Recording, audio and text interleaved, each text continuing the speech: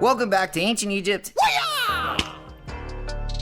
in 5 minutes or less. In our last episode, we learned that Egypt was established in just the right place with a river that routinely produced great soil for farming. The grain produced by farmers was traded all over the ancient world, providing Egyptians and all those pesky mummies with the wealth to build the Sphinx, the pyramids, and the Valley of the Kings. The Valley of the Kings is where King Tut, who was famous for literally nothing during his life, was discovered by Howard Carter in 1922. King Tut was an inconsequential pharaoh in his time, but his discovery was huge news for Egyptologists, and just about everybody else, because his was the first tomb discovered that wasn't thoroughly grave robbed.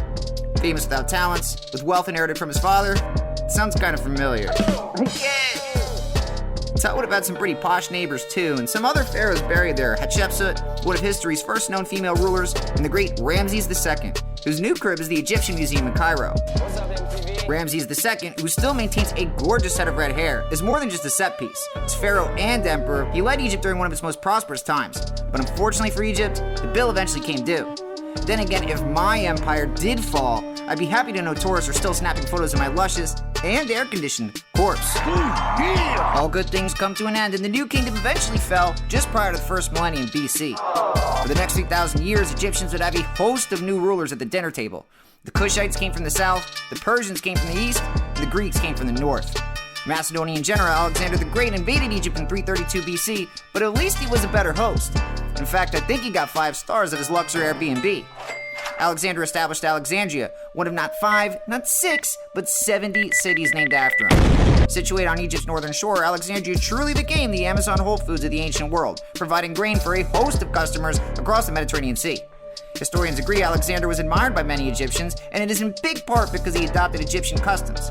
It's just being polite, you know? Alexander worshipped Egyptian deities, considered himself a god, and even crowned himself pharaoh. When Alexander died soon after, Egypt was given to his general Ptolemy I, starting the last line of pharaohs in Egyptian history. Ending with Cleopatra VII, Egypt will be seized by the Romans for 7 centuries, the Umayyad Caliphate for 9, the Ottoman Empire for 4, and the British Empire for the home stretch. Napoleon tried to get in on the action somewhere during Ottoman rule, and while his tenure only lasted 3 years, his troops made arguably the greatest discovery to Egyptology to date. This was when they weren't busy shooting the nose off the Sphinx. Rosetta Stone was a tablet discovered in 1799, and while its content was relatively unimportant, its featured characters were in Greek and Egyptian languages. Until now, Egyptian characters, called hieroglyphics, no, those are hieroglyphics, couldn't be read by modern scholars. Scholars did know ancient Greek, and by comparing the characters on the stone, they came up with a loose understanding of the Egyptian alphabet. 3,000 years of mysteries were uncovered with just one discovery. Now all of Egypt's uncovered hieroglyphics, which were previously a mysterious language, could tell the story of Egypt's people. Now if a mummy woke up and enslaved the earth, at least we could tell what he was saying. So, what would he think? Egypt today looks nothing like its ancient counterpart, but then again, what place does? Every civilization changes over time, and I think if you could just ditch the whole God on Earth thing and look at it like a sensible person, you'd be pretty happy to see how much of it is still around. None of the other 7 wonders of the ancient world have survived, not even Egypt's other one, the Lighthouse of Alexandria. People flock from all over the world to visit the Sphinx, the pyramids, the temples of Luxor, and Abu Simbel. It's featured in history books across the globe, and you're learning about it right now.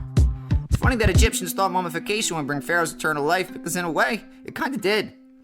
You could say the same about Kim, because we're still talking about her too, even though keeping up with the Kardashians also feels like it dropped 5,000 years ago. You can watch our next video in ancient India, but until next time, or as the ancient Egyptians would say, Solek Ma. Just kidding, I have no idea. To my homie Rob in the sky, I built a tomb over 400 feet high. We built that pyramid without a snow and pine, but I'm a farmer homie, so I don't care why. All my friends bake bread, got the copper wedge. All my friends bake bread, plow grain by the hedge. All my friends bake bread, yes I do allege. All my friends bake bread. Congratulations to Old Toby for winning our t-shirt contest! If you like this video, you can click the like and subscribe characters on the temple walls below. Our shirts are made from the finest Egyptian cotton, but wouldn't it be cool if they were made out of Egyptian grain? I like to think there were bread shirts in ancient Egypt, and the records just never survived. I mean, you just never know.